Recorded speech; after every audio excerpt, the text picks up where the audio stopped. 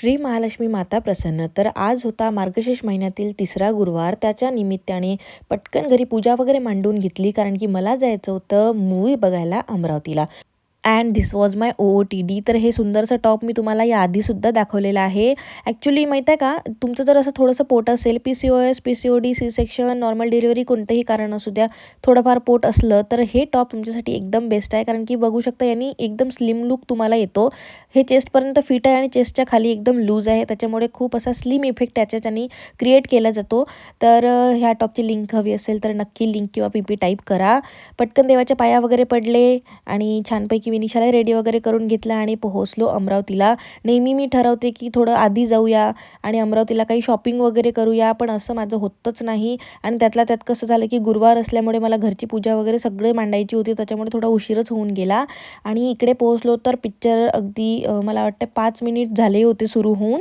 पटकन पटकन पोहोचलो आणि तिथे ना ॲक्च्युली गेल्यावर आम्ही ऑर्डरसुद्धा दिली होती, कारण की विनिशा आता हा पिक्चर पूर्ण बघते की नाही असंही होतं टेन्शन.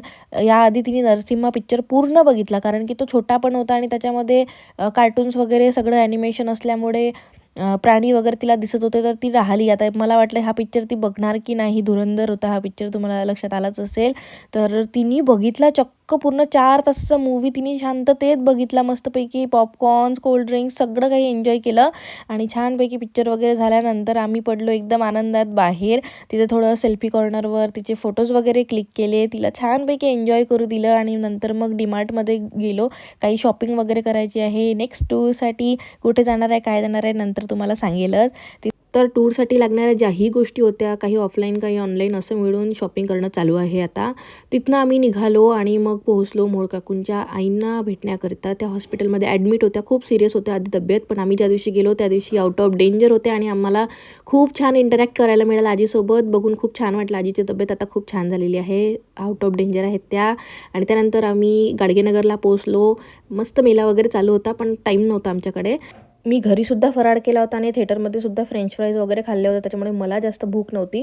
पावभाजी वगैरे खाल्ले आणि पटकन निघालो घरी येण्याकरता. एवढी घाई करून काही फायदा झाला नाही, कारण की या फ्लायओव्हरवर आम्ही जवळपास अर्धा तास अडकलो. एवढं जास्त ट्रॅफिक आणि मला वाटलं ॲक्सिडेंट झाला, पण सुदैवाने ॲक्सिडेंट वगैरे काही नव्हता. ब्रिजचं काम चालू आणि असा होता माझा हा दिवस. चला भेटूयात नेक्स्ट ब्लॉगमध्ये. जय Gajanan Mauli. Thank you for watching.